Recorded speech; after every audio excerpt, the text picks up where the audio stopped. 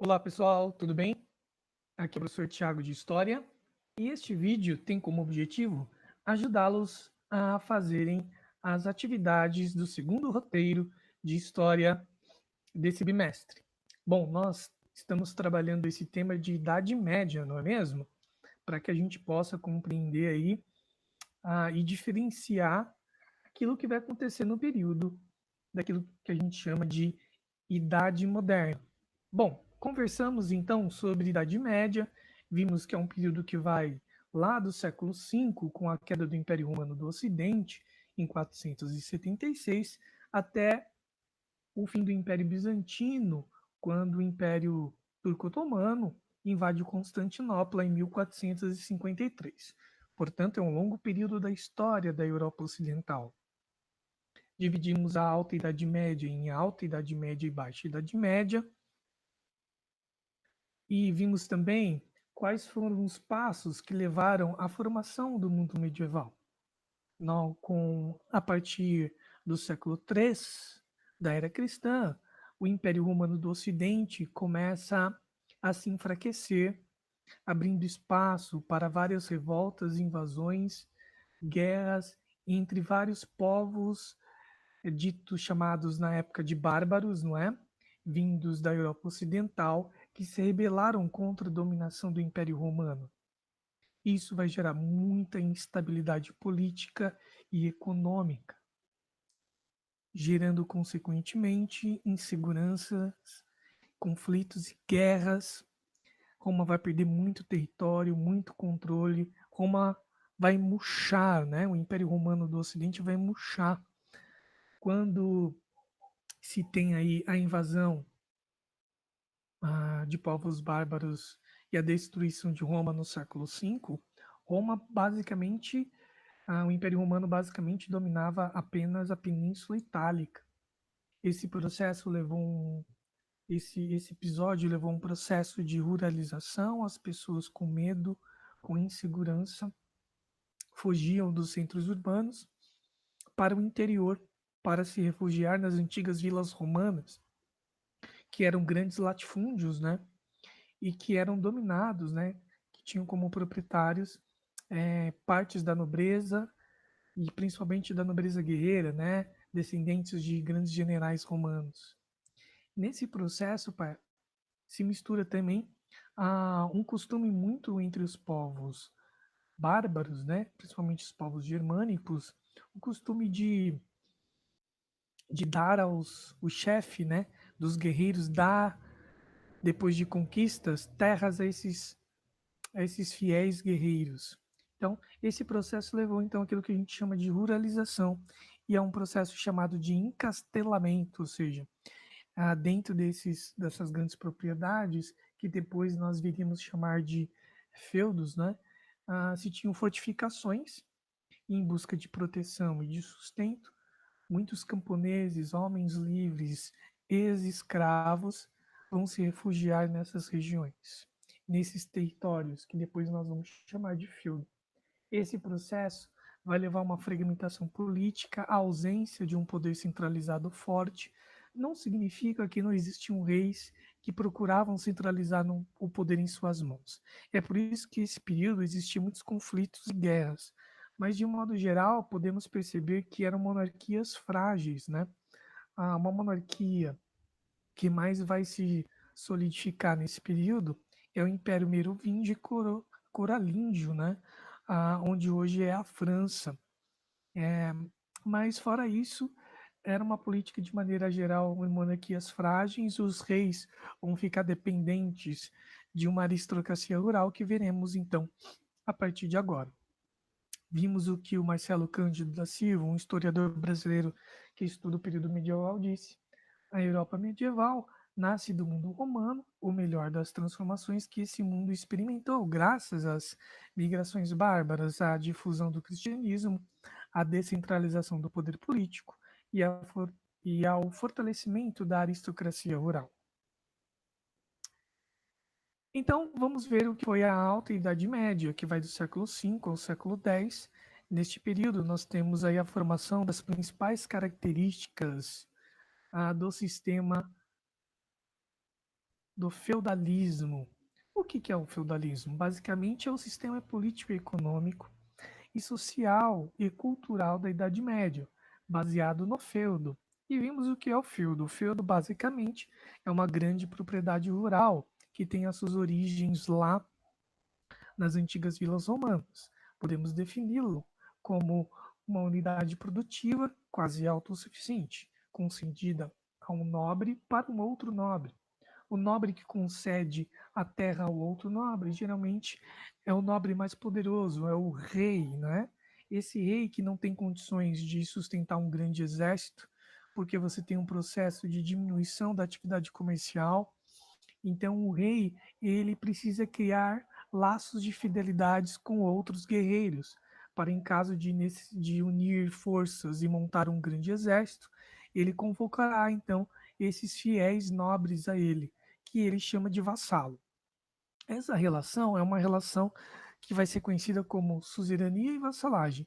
É uma relação entre nobres. E quando o rei ou esse suzerano concede, não é, a um outro nobre terras ao seu vassalo, que jura fidelidade a ele, esse vassalo pode administrar de qualquer maneira o seu feudo, as suas terras, gerando então fragmentação política. Esse vassalo, portanto, tinha autonomia em seus territórios em relação ao suzerano. A única coisa que ele jurava era fidelidade, era uma fidelidade militar, não é, ao suzerano, tirando então aquilo que a gente chama de política fragmentada. É muito comum o uso do conceito de senhor feudal, né? Senhor feudal na Idade Média. O senhor feudal nada mais do que é esse vassalo, né? Que recebe terras. Portanto, ele é um nobre possuidor de terras e que detinha, portanto, autonomia na organização política, jurídica e econômica dos seus filhos. Por isso que a política era fragmentada. Não havia um território que ficava sobre o domínio de uma única pessoa, né? De um grande rei que centralizava todo o poder em suas mãos. Aqui está um exemplo, não é? De um feudo. Você tem então o castelo, né? Uma fortificação poderosa que em períodos de confronto, guerra, invasão, os humildes camponeses se refugiavam sob a proteção do grande senhor feudal. Você tinha aqui o manso senhorial, que eram as terras onde o senhor feudal produzia ah, os seus alimentos. Você tem o manso servil, também onde a região onde os servos, os camponeses que dependiam do senhor feudal, tá bom? É, também plantavam. E se tinha um manso comunal que basicamente era uma área de uso comum, tanto dos nobres, não é? Como dos servos, dos camponeses. Ali tinha pastos, bosques que podiam ser usados para caça e criação também. Portanto, pessoal, com o fim do Império Romano do Ocidente, há um processo de ruralização, como conversamos. Esse processo de ruralização vai levar à ruína da atividade comercial. Então, ao longo dos séculos, isso vai diminuindo e a atividade comercial vai se tornando secundária. Em algumas regiões, quase inexistente, tá, pessoal? E o que vai predominar é a atividade rural. A atividade rural aqui não tinha uma preocupação de produzir para comercializar. A principal função da atividade rural na Idade Média, pelo menos na Alta Idade Média, era a autossuficiência. Significa isso? Você produzia, plantava para sustentar o feudo. Isso significa que não existia atividade comercial na Idade Média? Não, existia. Isso variava de região para região. Mas, de modo geral, a principal atividade econômica era a atividade rural de subsistência. Tá?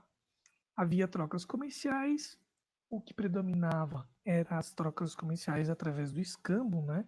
Eu tenho uma mercadoria, você tem uma mercadoria, mas também existia a trocas monetárias. Alguns feudos cunhavam, né? Alguns reinos cunhavam moeda, havia circulação de moeda, mas era de maneira muito restrita. Por quê? porque a atividade comercial se tornou secundária. A sociedade medieval era inspirado na doutrina da Trindade, né, onde tem o Pai, o Filho e o Espírito Santo. Você sabe que na doutrina da Trindade, não é?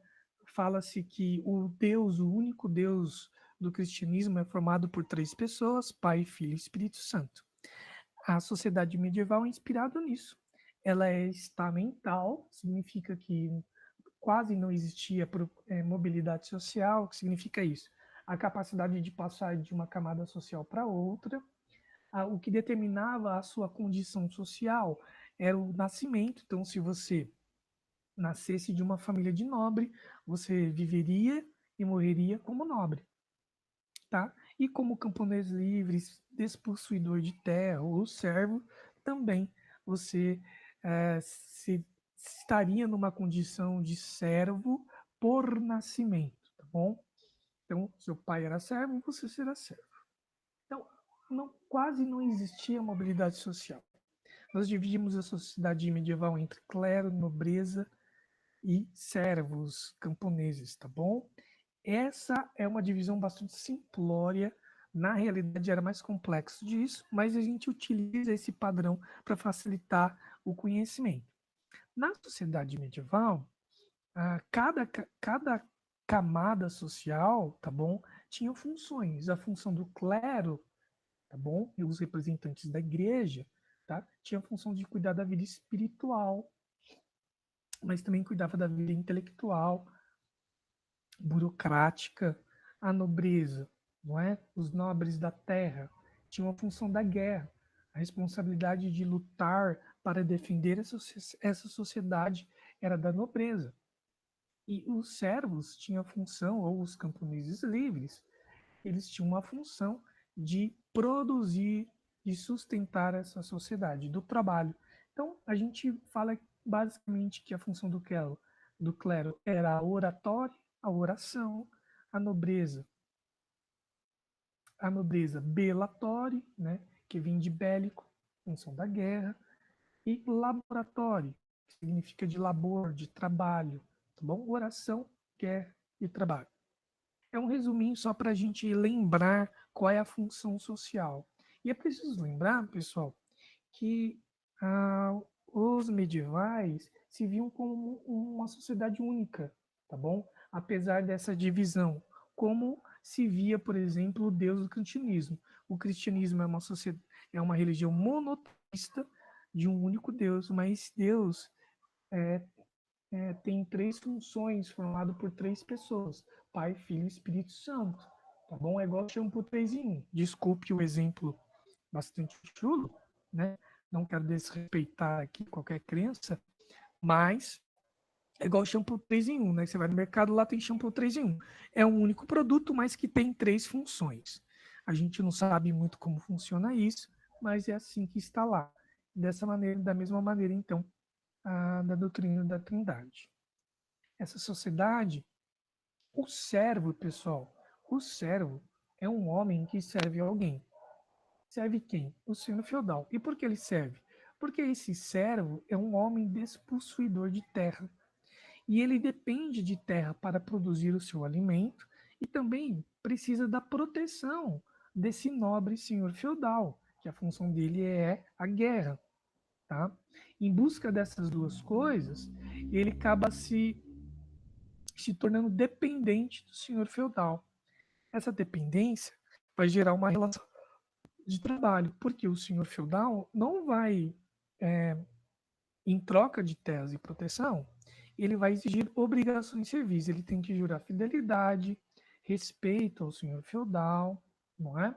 E obrigações. Essas obrigações é tipo um pagamento, tipo de imposto pelo uso da terra e pela proteção militar. Ele pode dar em forma de trabalho, e também pagar em moedas em regiões que havia mais circulações de moeda, tá? Isso podia depender de feudo para feudo, de lugar para lugar, de época para época. Portanto, o servo não é escravo. Não esqueçam isso, tá bom? O escravo é uma propriedade. O servo é alguém que fica dependente de outra pessoa. É diferente. Mas quais são essas obrigações servis, tá bom? Que o servo tem que pagar ao senhor feudal. Eu coloquei aqui as principais, isso variava de feudo para feudo, mas o que a gente observa na literatura medieval é que isso é um verdadeiro peso, um verdadeiro fardo sobre as costas